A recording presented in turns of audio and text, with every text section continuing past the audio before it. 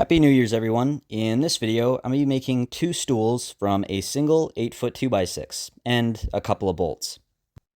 So to start, I'm going to cut off a 50-inch section from the 2x6 to make the two seats of the stools. And I think at this point, this is probably my 5th stool making video on my channel, so it's becoming a little bit overdone. But what I've never done is made a shaped seat for any of my projects. They've always just been flat. So for this project, I wanted to make a sort of dished out seat that would hopefully be a little bit more comfortable. And so all these cuts that you see me making at the table saw here are all just to remove the bulk of the waste to start the shaping process of the seats. So at the table saw, I'm removing a roughly 1/8 inch thick by about 3-inch wide board from either side of the 2x6. And since I'm trying to save on material, I'm going to keep those little pieces of wood for later.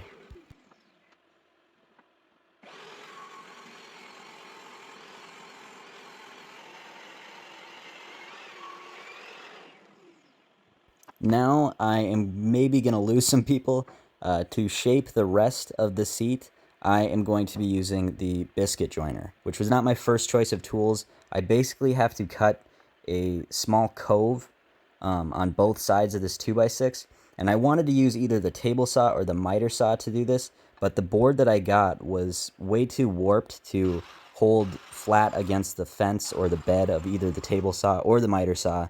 So that's why I made this jig and am using the biscuit joiner to shape these coves on either side of the 2x6. And this actually worked very well. I'm not a professional, so I'm not going to vouch for the safety of doing something like this, but the blade of a biscuit joiner is very thick, so it's able to cut through this very easily without much deflection.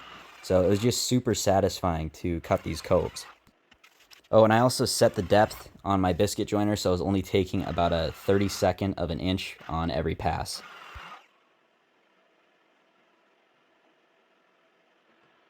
The shaped seat section is no longer square, so it can't really sit flat up against my fence of the miter saw. So I'm going to cut a little spacer that I can glue onto my miter saw that will let the shaped seat piece sit flat against the fence.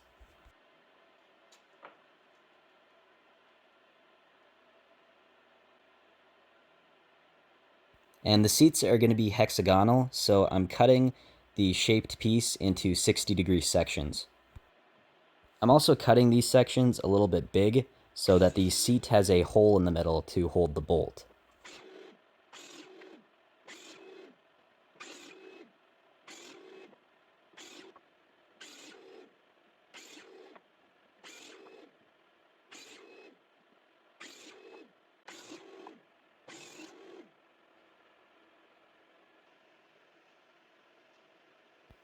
I'm also going to cut a groove in all these pieces so that I can spline the seats together.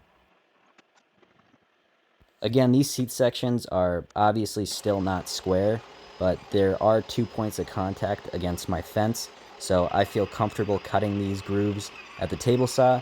It's just going to cut the grooves at a little bit of an angle.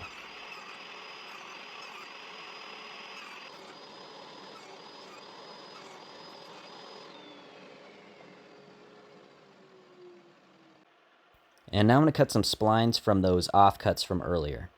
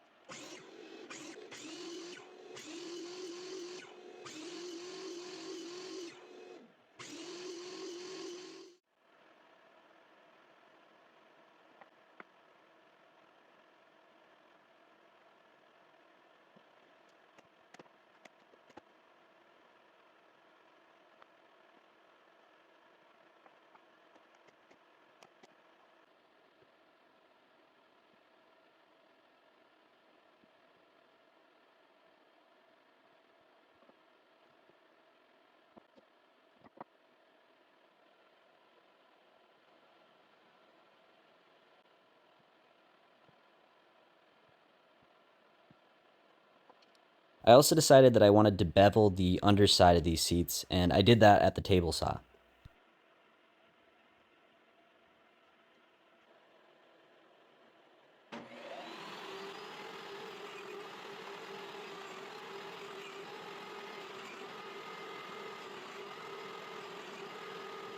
Okay, so I screwed up a little bit on the glue up of the seats.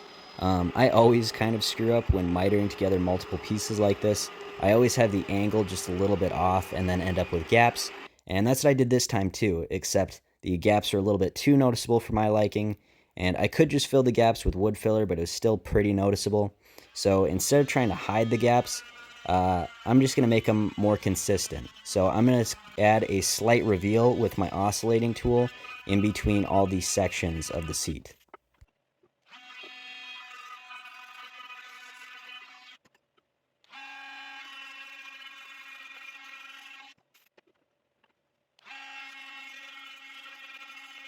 I'm not really sure what to call these parts that I'm making next, but basically I need to make a bunch of blocks that will hold the nuts in place while the bolt spins freely.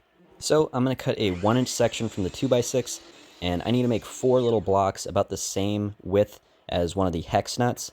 And since these blocks are so small, I'm more comfortable cutting these at the bandsaw, which does leave a rougher edge, but I can sand those flat later.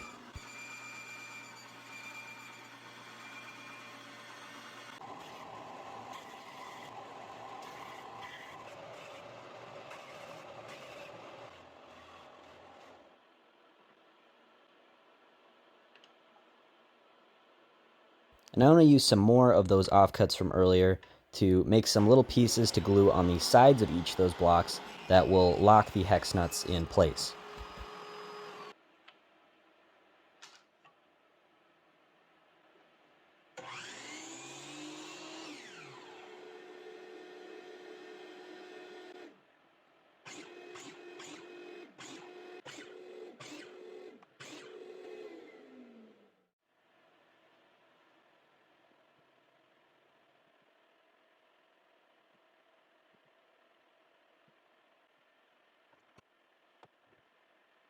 I'm going to cut a 10-inch section at the miter saw and then rip that section into fourths at the table saw to make the 2 cross braces, top cross braces, for each of the stools.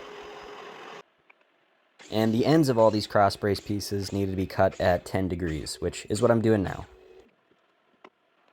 And now I need to cut a bunch of half laps and joints into all these cross brace pieces. And I want to do that at my miter saw too, so I screwed in some spacer blocks so I can do that. And I also made some marks on those spacer blocks so I know where to start and stop each of these half lap cuts. I'm also cutting a very shallow recess in some of these cross brace pieces, and those are for the, I don't really know what to call them, the little hex nut holder thingies.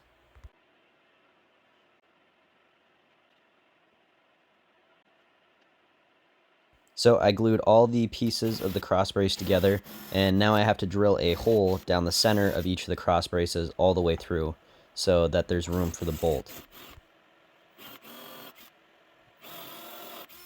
And now for the legs, I'm going to cut 2 13-inch sections at the miter saw, and then I'm going to rip those into fourths as well at the table saw, which with the kerf of the blade ends up being about 1.25 inches.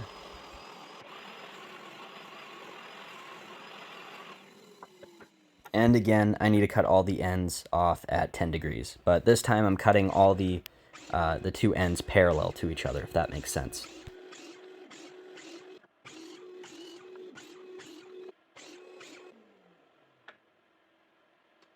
I have kind of a weird idea for a cross brace, the bottom cross brace that I want to make later. So I need to cut some joints for that now in all the legs. And it's kind of a weird joint. I'm cutting like half of a cove into each of the legs. And these coves need to be cut at the same angle that the legs are, which is 10 degrees. And I still have a full offcut from earlier, so I'm going to use that to make the weird cross brace that I want to make. So I'm going to rip that in half at the table saw, and then I'm going to cut that into 8 equal-sized pieces. And then I'm going to cut a half lap into each of these pieces that is twice their width.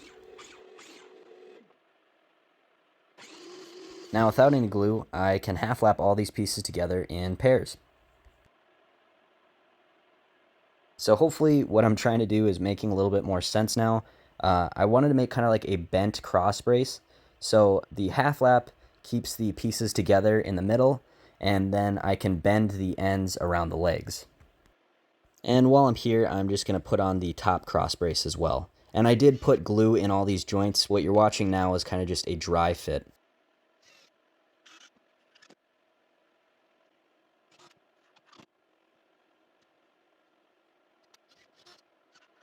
I think that the bent cross brace looks pretty cool, but I don't know if it's going to be strong enough on its own. But luckily, I still have about 9 inches of material left in the 2x6, so I'm going to cut the ends of the bent cross brace flush with the legs to make room for some more bracing that I'm going to make with the last of the 2x6.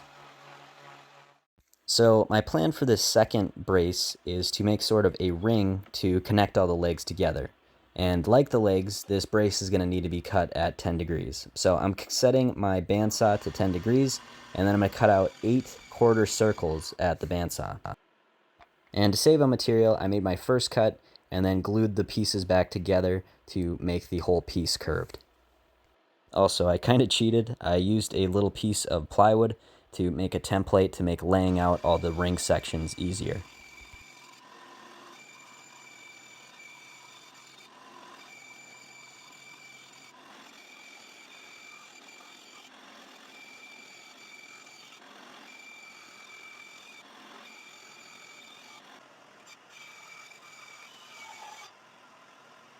And then I'm just going to clean everything up at the belt and disc sander.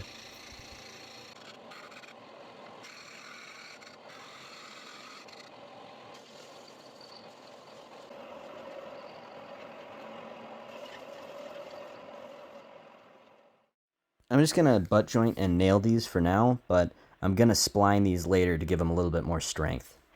I had a pretty good idea of what size the ring needed to be, but even so, I needed to make a couple of adjustments to make sure everything fit properly.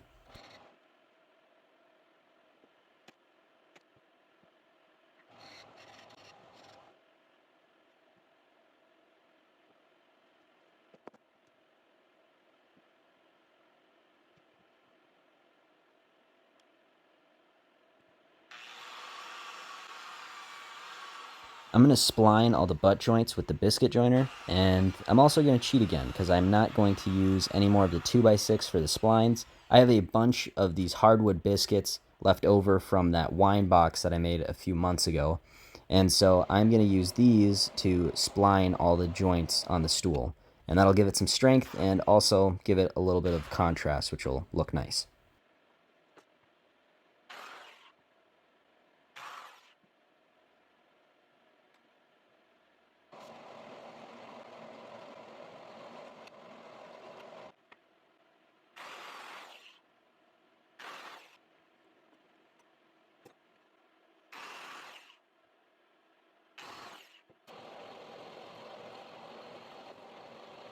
Once the glue dried on all the splines, I cut everything flush with the oscillating tool.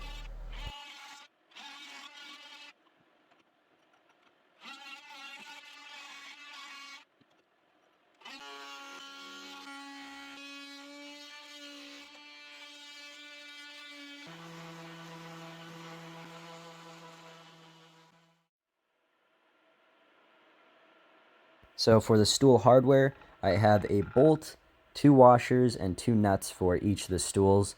The bolt goes through the hole in the seat, and then I have a washer screwed to the underside of the seat to keep the bolt from going all the way through, and then I use one of the nuts to tighten everything and hold it in place so that I can screw the seat into the base of the stool.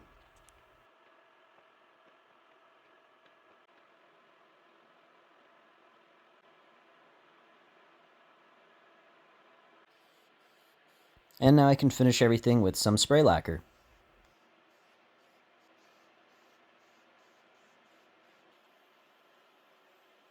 I love the way that these stools came out. They look so cool. I don't really have a use for them. I kind of just made them because I thought they'd look cool, but I'll probably find something to do with them. These are not bar stool height. They're more like dining room height. They start at 19 inches and go as high as 22 inches. You could maybe get them a little bit higher if you chose a longer bolt, but I feel like if it goes too high, it'd probably be unstable.